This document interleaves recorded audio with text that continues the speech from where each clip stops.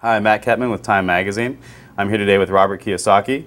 He is the best-selling author of Rich Dad, Poor Dad, which has been translated into more than 50 languages and is the #1 personal finance book in the history of the world. Thank you for joining us today, Robert. Thank you. If you did not have the rich dad in your life, what would you be doing today?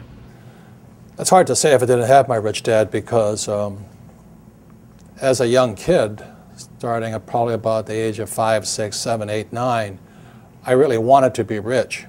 So I think number one is desire, and then you naturally seek your role models and teachers. And in my lifetime, I've had multiple rich dads.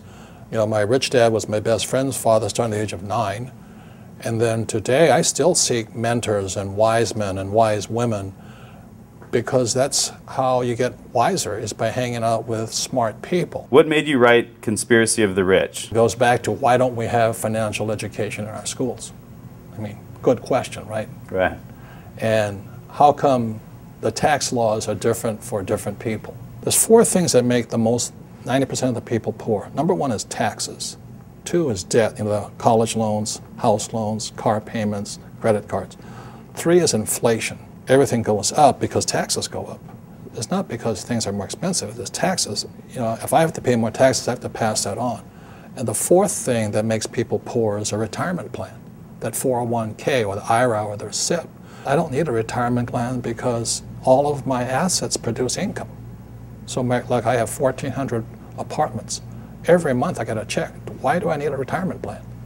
I have 8 oil wells. Every month I get a check. Are there some people who should play it safe and do the traditional route and just pick up a house, pay the mortgage? That's probably the most dangerous thing you can do today. What's happening in the Western world?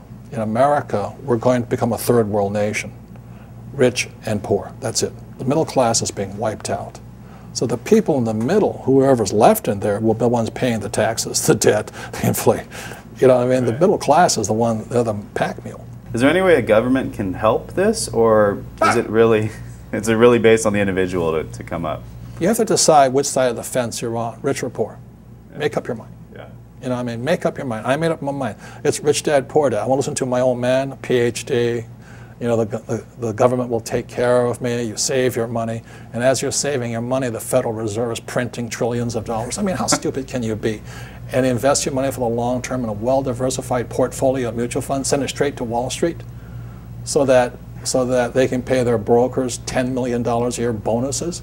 How stupid does a person have to be? Wake up. Do they teach you that in college-level economics or no? Hell no. Are you kidding me? Absolutely not. By design. If you read Conspiracy of the Rich, 1903, John D. Rockefeller took over the financial education system by creating the General Education Board.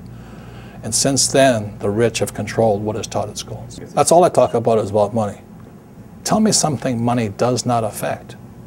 Does money affect education? Absolutely. If you have money, you can go to the best schools. Look at George Bush. Right. When you and your wife were living out of your car, how did you remain so confident that you would be able to accumulate enough wealth to not only retire rich, but young as well? Well, confidence comes from discipline and training. I think one of the best things that happened for me was I kept flunking out of school. And I realized it wasn't school that was a problem, it was a lack of discipline. And so that's one of the reasons that I went to military school. The military trains you that there's 4 strengths. There's mental strength, emotional strength, physical strength, and spiritual strength. So that's what kind of kept me going. Look, I have an unfair advantage, I went to war. And at war, I'm alive because other guys died for me. When you see stuff like that, how can I quit? Is it possible for a person with no money and few resources to still make a fortune? How? Get off your butt.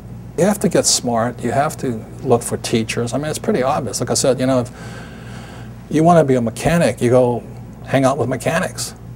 You want to be a school teacher, hang out with school teachers. Right?